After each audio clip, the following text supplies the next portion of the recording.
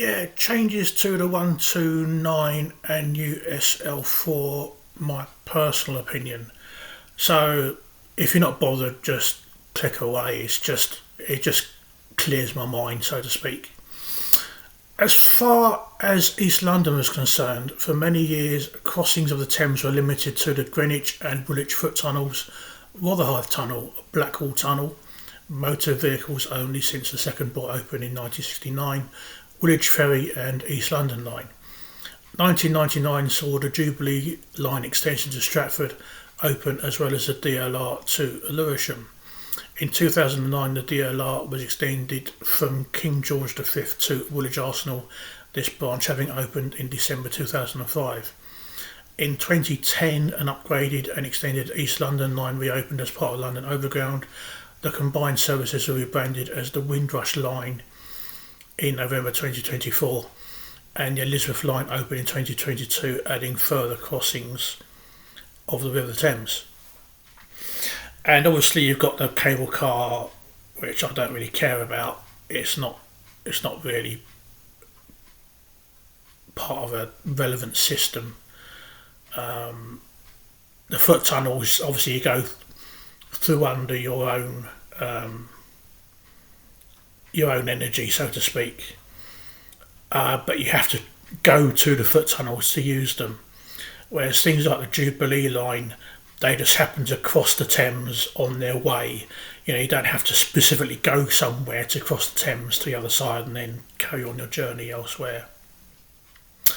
London Transport, as in TfL LRT, made few changes to bus routes. The revival of a bus service through the Rotherhithe Tunnel was fairly short-lived, and the 108 was largely unchanged from 1988 through to 2016, when the swap was done with the D8. Obviously, in the intervening period, it was rerouted to serve North Greenwich and had an all-night service added. The Silvertown Tunnel opened on Monday, the 7th of April 2025. In my opinion, the arrangements are a bit of a disappointment. Firstly, the 129 and SL4 don't have any common stops, making the combined headways through the tunnel inaccessible to passengers. So it doesn't matter if you say you've got 20 buses an hour through the tunnel. If you can only use the 129 or SL4, then those 20 buses an hour aren't of relevance. So on Saturdays, you've got the SL4 running every 15 minutes, and I think the 129 is every 12 minutes, but you can't just catch the first bus that turns up. No link from Canning Town, even though the tunnel access roundabout is 500 metres away. The 129 stays within the Royal Docks, and the SL4 avoids any major interchange south of the river. The Royal Docks has a frequent service provided by the DLR, which also has stations at Greenwich and Lewisham. Yet the 129 links the Royal Docks with Greenwich and Lewisham. It's almost a DLR rail replacement service. My alternative for the 129 off the Tollgate Road go to Barking via Woolwich Manor Way, Newham Way, North Circular Road and London Road. At Barking there are links with the East London transit routes EL1 to 3, plus other services and the Suffragette line. This gives improved access to the Royal Docks, London City Airport, and exploits the enhanced road infrastructure for cross-river journeys. So this is the Royal Docks area. So obviously you've got the DLR running down here to Woolwich Arsenal, and the Beckton branch going on along the north side. So the 129 just goes down here, up here, then along, then down again. So it more or less stays within the Royal Docks area. It doesn't get out. Whereas if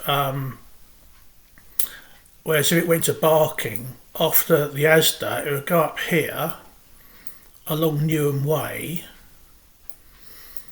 then up the North Circular, then along London Road into Barking, and this would improve access out of the Royal Docks area.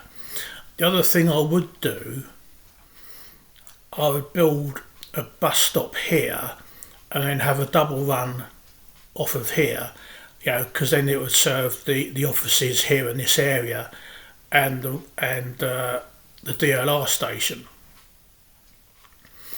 And if we have a look out here, again you can see the access road for the tunnel and the roundabout, and then just up here you can see how close it is. You know, you've got Canning Town Station. You know, such a short distance, and yet no bus link.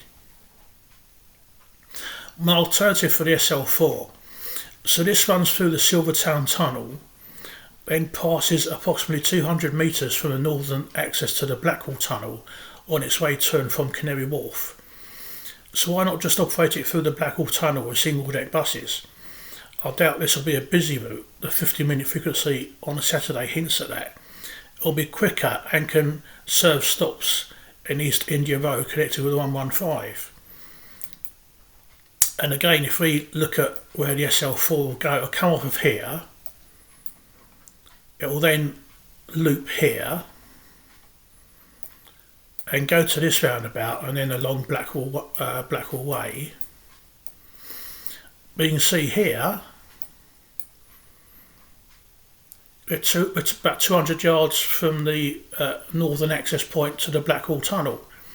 So it came, if it went through the Blackwall Tunnel instead, it would come out here. It could then loop around here coming out, or down here along East India Road, where it could share stops with the 115, then down this road to this roundabout, and then effectively do what the SL4 is going to do already. So it could still loop round here and could still serve all the other stops. And I think going through the Blackwall Tunnel, it will be about 5 to 10 minutes faster. There should be a bus service linking North Greenwich and Canning Town. The simplest solution would be to extend one route from one place to another. The 69 and 188 are both 24-hour routes, so it enhances the night bus network as well. I don't think there's any point in extending any route from North Greenwich that already serves Woolwich, because Canning Town is already linked to it via the DLR, as well as the Elizabeth Line serving Custom House. And as I said, I'm just expressing my own personal opinion, and I just thought, you know, once I've done that, I can forget about it, so to speak. I'm not, it's not going around in my mind. I think the SL4 is going to carry a lot of fresh air, and I think the lack of a link further into North London from the 129 is a bit of a disappointment. I just find it odd that, I assume it's politics that, the 129 stays within the Royal Docks area and the SL4 has to go to Canary Wharf because they're both high profile areas.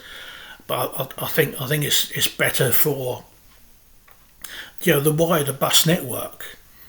The 129 goes further and integrates more. I find the lack of integration outside of the dock area, outside of Canary Wharf area, a bit of a shame. But as I said, these are my personal thoughts, and we'll see how things pan out. If the SL4 is packed to the rafters every day and they increase the frequency, then I've been proved wrong. But